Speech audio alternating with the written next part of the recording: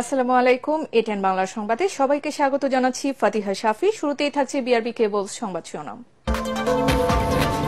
21 পদক পেল 17 বিশিষ্ট ব্যক্তি ও সাফ জয়ী নারী ফুটবল দল। অতীতের চেয়ে বাংলাদেশ এখন শক্তিশালী এবং উদ্যমী বললেন প্রধান উপদেষ্টা।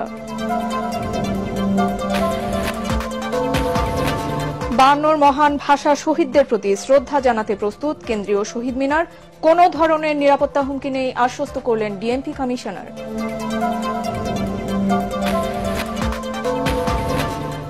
দেড় যুগ পর নিয়োগ পেতে যাচ্ছেন 27তম বিসিএস এ উত্তীর্ণ হয়েও চাকুরি না পাওয়া 1150 প্রার্থী। 3 মাসের মধ্যে নিয়োগের নির্দেশ আপিল বিভাগের। কুয়েটে শিক্ষার্থীদের ওপর হামলার ঘটনায় অজ্ঞাত 400 জনের বিরুদ্ধে মামলা। রাতে শিক্ষার্থীদের মোমবাতি মিছিল, দিনে বিক্ষোভ এবং লাল কার্ড প্রদর্শন।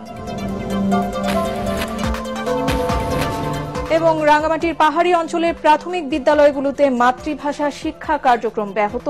নিজস্ব ভাষায় পাঠ্য বই দেয়া হলেও নেই প্রশিক্ষিত শিক্ষক। শুনছিলেন বিআরবি কেবল সংবাদ শিরোনাম, আর এবারে জানিয়ে দেব বিস্তারিত সংবাদ। আগামীকাল আন্তর্জাতিক মাতৃভাষা ও মহান শহীদ দিবস। এই উপলক্ষে 17 বিশিষ্ট ব্যক্তি ও সাফ জয়ী নারী ফুটবল দলের হাতে 21 পদক তুলে দিলেন প্রধান উপদেষ্টা ড মোহাম্মদ ইউনূস। সকালে রাজধানীর ওসমানী স্মৃতি মিলনায়তনে পদক বিতরণ অনুষ্ঠানে প্রধান উপদেষ্টা বলেন, বাংলাদেশ এখন অতীতের যে কোনো সময়ের তুলনায় শক্তিশালী। তরুণদের স্বপ্ন অতীতের চেয়ে দুঃসাহসী। নতুন বাংলাদেশে প্রতিটি মানুষের অধিকার নিশ্চিতে সবাইকে কাজ করার আহ্বান জানান তিনি। বিস্তারিত জানাচ্ছেন একরামুল হক সায়েম।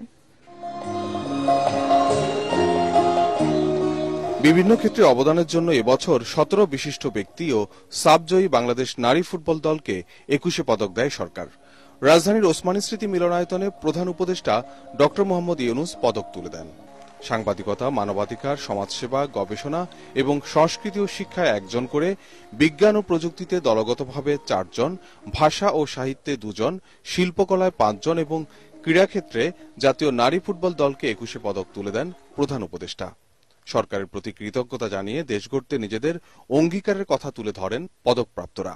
আমাদের তরুণ ছাত্র জনতা ফ্যাসিবাদ এবং হেজেমনির এক মিলিত শক্তির বিরুদ্ধে লড়াই করে, অবিস্মরণীয় লড়াই করে তারা জনগণের মুক্তি এবং রাষ্ট্রের স্বাধীনতা ফিরিয়ে এনেছে।